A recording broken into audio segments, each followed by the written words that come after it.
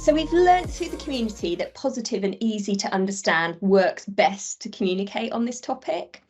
I wondered first, Jeff, if you could just share some examples to help bring that point to life. Yeah, so we shared a number of different comms materials with the community, just to get a sense of what type of messages, what type of tonality appealed most to them and had most potential impact in driving change in behaviour. And what we found was that there was a strong preference for the more positive, playful, over the more ominous, dark, and in your face. And it's clear that not sort of bombarding them with negative messages on this subject is the way to go. But at the same time, you've got to have messages that cut through, that are effective, and the more immediate and tangible and close to them, the costs and the benefits are the more effective. So messages that called out impacts on health, whether it be wildlife or humans personally, were much stronger than messages that were a little bit more technical or abstract. So when we talked about facts around landfill, or we talked about carbon, then they tended to find those were just not immediate enough, relevant enough to them. I think to challenge this controversially, when I was at a event I was facilitating in Lisbon a few weeks back, some of the linguists at Sheffield University were saying that actually shaming is more successful than some of these more subtle nudge tactics. And I think what's very interesting about this is that if someone gets called out on flying or driving a fully petrol car, no one likes to hear it. So I can imagine that there would be a preference for less shame, because nobody likes being called out on something that, whatever their reasons are, might not necessarily be sort of socially as acceptable. So that's quite an interesting thing for people to give some thought to, because while we think that the nice, more positive aspect is in demand, are we moving fast enough?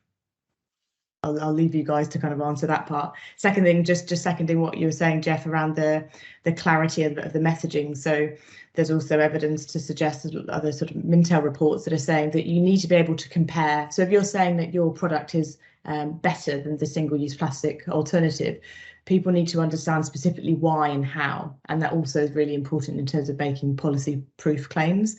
As Jeff was saying, make it tangible, someone gave me an example where a brand, I think, had compared the volume of single-use plastic they placed on the market, or that rather they had reduced to a number of T-Rexes. Now, while some children might find that fun, the average citizen doesn't have much experience in weighing a T-Rex. So being quite simple in terms of kilograms or tons is a lot more tangible. I think that point around keep it simple, focus, repetitive is important as well. There's one really interesting piece of feedback we got from the community when we asked them which brands they thought were strongest or weakest when it came to sustainability. Interestingly, Amazon came up in both, very high up. So there was lovers and there were haters. And when we dug into exactly what was getting the lovers to believe in it, it was the fact that the messaging was cutting through. So they were sticking just a couple of messages repeating over and over again, which was around reducing unsustainable materials in the packaging and electric vehicles. And they're repeating the message over and over again. And clearly both of those messages relate to their core business. And I think where a lot of brands go wrong is they talk about issues infrequently, or that feel very distant to what their core business is. So love them or hate them Amazon in terms of the communication. I think we can learn from that as to how do you convince a very skeptical audience. 67% of people are suspicious of sustainability claims, but I think Amazon are providing some good learning there in terms of, okay, get a very simple message and repeat it consistently.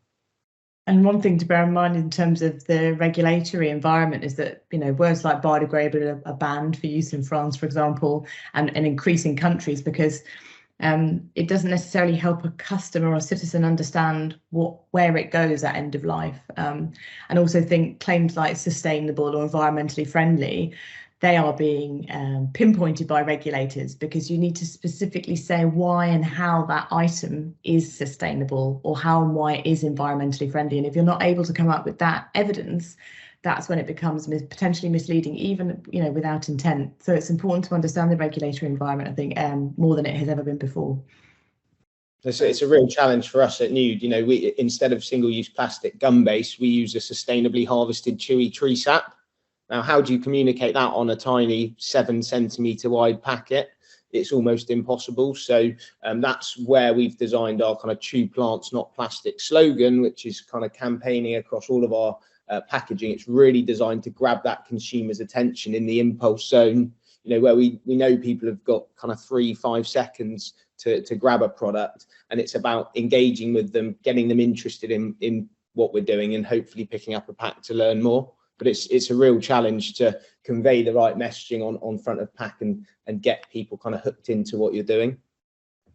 Yeah, there are 2 points. One is about OPRL, which is, sorry for all the acronyms, is on packaging recycling labeling, which is basically the little black square you see is recyclable, not recyclable. And there is a lot of research going on internationally to understand how to make it actually more effective. And sometimes the problem is that you have so many components in the packaging, you just would like to say, this is recyclable, but you cannot say that because, I don't know, that little piece of plastic is at the top of the top corner is actually not recyclable. So this is where designing also comes into, because designing better packaging will make easier to give the right message to people and to design the labeling in the right way. And the second part is about what Tracy was saying on biodegradable. There is actually studies that show that the consumers are keener to litter whatever is branded as eco or bio, because they think, even if I put it on the floor, it's going to degrade, it's not going to be there in 1 year time when I come back. And actually it's not the case, because bio sometimes it means comes from biomass rather than biodegradable. And even the idea of biodegradability is extremely complex, and it depends on the environment in which you are disposing of anything. So yeah, again, that bio-eco, I think, has been keener to be used by greenwashing and not really necessarily correct messaging. So yeah, a better regulation on that side will be better. And one final thing to kind of add in this area in terms of the comms and the claims aspect is the on-pack labelling that you were just talking about, Umberto. We've identified between sort of 4 and 5 different types of labelling on pack that are related to sustainability or claims. So some of them can be words that you use on the front of pack or the back of pack. Some of them can be guidance verbally or using copy to explain, please recycle me or whatever else it might be along those lines.